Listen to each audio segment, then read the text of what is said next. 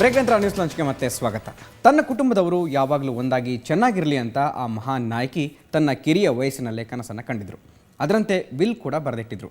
100 ಕೋಟಿ ಆಸ್ತಿ ಮುಂದೆ ನಟಿಯ ಕನಸುಗಳು ನನಸಾಗಲಿಲ್ಲ. ಆ ನಟಿಯ ಆತ್ಮವು ಕೂಡ ಈಗ ನರಳ್ತಾ ಇರಬಹುದೇನೋ.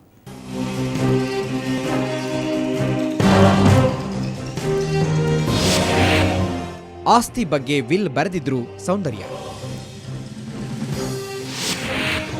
26ನೇ ವಯಸ್ಸಿನಲ್ಲೇ ಬರೆದಿಟ್ಟಿದ್ದ ವಿಲ್ನಿಂದ ಕುಟುಂಬವೇ ವಿಲವಿಲ. ಅಂತಹದ್ದೇನಿದೆ ಆ ವಿಲ್ನಲ್ಲಿ? ತಮ್ಮ ತಾಯಿ, ಅಣ್ಣ, ಅತ್ತಿಗೆ ಮೇಲೆ ಅಪಾರ ಪ್ರೀತಿ ಇಟ್ಟುಕೊಂಡಿದ್ದ ಸೌಂದರ್ಯ ತಮ್ಮ ನಿಧನದ ನಂತರ ಆಸ್ತಿಯೆಲ್ಲ ಯಾರಿಗೆ ಸೇರಬೇಕೆಂಬ ಬಗ್ಗೆ ಬರೆದು ಆಸ್ತಿಯನ್ನ 3 ಪಾಲು ಮಾಡಿದ್ದರು ಎನ್ನುತ್ತೆ ವಿಲ್ ಕಾಪಿ. ಏನು ಹೇಳುತ್ತೆ ವಿಲ್? ತಮ್ಮ ಹೆಸರಿನಲ್ಲಿರುವ ಡಾಲರ್ಸ್ ಕಾಲೋನಿ ನಿವಾಸ ತಾಯಿಯ ವಶದಲ್ಲಿದ್ದು, ತಾಯಿಯ ಕಾಲಾನಂತರ ನನ್ನ ಕುಟುಂಬ ಹಾಗೂ ಅಣ್ಣನ ಕುಟುಂಬಕ್ಕೆ ಸಮಪಾಲು ಇರುತ್ತೆ. ಹನುಮಂತನಗರದ ನಿವಾಸ ಅಣ್ಣನ ಮಗ ಸಾತ್ವಿಕ್ಗೆ ಸೇರತಕ್ಕದ್ದು. ಹೈದರಾಬಾದ್ನಲ್ಲಿರುವ ಕಾಂಪ್ಲೆಕ್ಸ್ನಿಂದ ಬರುವ ಬಾಡಿಗೆ ಹಣ ನನ್ನ ಕುಟುಂಬ, ತಾಯಿ ಹಾಗೂ ಅಣ್ಣನ ಕುಟುಂಬಕ್ಕೆ ಸಮಪಾಲಾಗಬೇಕು. ಒಡವೆ, ನಗದು ಎಲ್ಲವೂ ಸಹ 3 ಪಾಲಾಗಬೇಕು ಅಂತ ವಿಲ್ನಲ್ಲಿ ಹೇಳಲಾಗಿದೆ. ಸೌಂದರ್ಯ ಕಾಲವಾದ ನಂತರ ಅಂದರೆ 2004ರಿಂದ 2009ರವರೆಗೆ ಸೌಂದರ್ಯ ಕುಟುಂಬದಲ್ಲಿ ಎಲ್ಲವೂ ಚೆನ್ನಾಗೇ ಇತ್ತು. ಆದರೆ 2009ರಲ್ಲಿ ಶುರುವಾಯಿತು ಜಟಾಪಟಿ. ಅಣ್ಣನ ಮಗನ ಹೆಸರಿಗೆ ಹನುಮಂತನಗರದ ಮನೆ ಸೇರಬೇಕೆಂದು ಬರೆದಿದ್ದ ವಿಲ್ನಂತೆ ಸೌಂದರ್ಯ ಅತ್ತಿಗೆ ನಿರ್ಮಲಾ ಸೌಂದರ್ಯ ಗಂಡ ರಘು ಅವರನ್ನ ಸಂಪರ್ಕ ಮಾಡಿದ್ದಾರೆ. ಆದರೆ ರಘು ಇದನ್ನ ಒಪ್ಪುತ್ತಿಲ್ಲವಂತೆ. ಸಾಲದ್ದಕ್ಕೆ ವಿಲ್ ಮಾಡೇ ಇಲ್ಲ ಅಂತ ಹೇಳ್ತಾ ಇದ್ದಾರೆ. ಇದು 2009ರಲ್ಲಿ ಮಗು ಮತ್ತು ತಾಯಿ ಅಂದರೆ ಸೌಂದರ್ಯ ಅತ್ತಿಗೆ ಮತ್ತು ಸೌಂದರ್ಯ ಅಣ್ಣನ ಮಗ ಇಬ್ಬರೂ ಅವ್ರನ್ನ ಸರಿಯಾಗಿ ಹಣ ಸಹಾಯ ಮಾಡ್ದೇನೆ, ಅವ್ರು ಸರಿಯಾಗಿ ಮನೇಲಿ ನೋಡ್ಕೊಳ್ದೇ ಇದ್ದಾಗ ಈ ಜಗಳ ಕಾರಣ ಆಯಿತು. ಅದರಲ್ಲಿ ಆವಾಗ ವಿಲ್ ಅನ್ನೋವಂಥದ್ದು ಒಂದು ಪಿಕ್ಚರಿಗೆ ಬಂತು.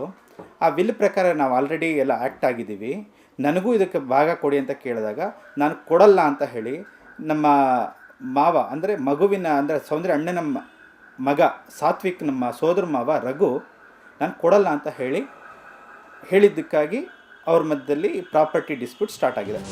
ಈ ಬಗ್ಗೆ ಸೌಂದರ್ಯ ಅತ್ತಿಗೆ ಸಂಜಯ್ ನಗರ ಪೊಲೀಸ್ ಠಾಣೆಯಲ್ಲಿ ದೂರು ನೀಡಿದ್ದಾರೆ.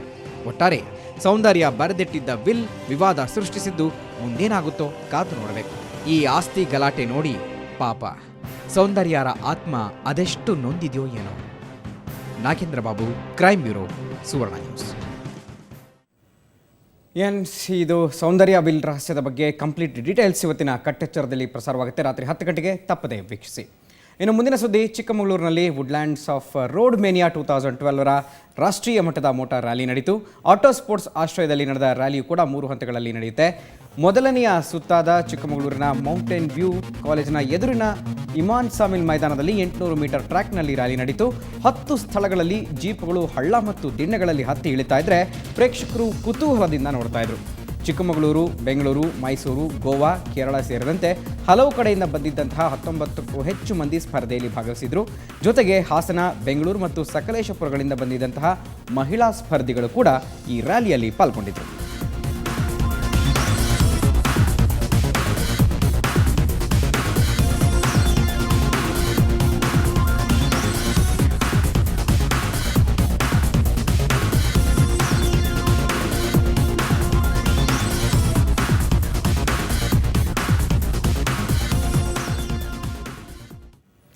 ಇವಿಷ್ಟು ಈ ಹೊತ್ತಿನ ನ್ಯೂಸ್ ಲಂಚ್.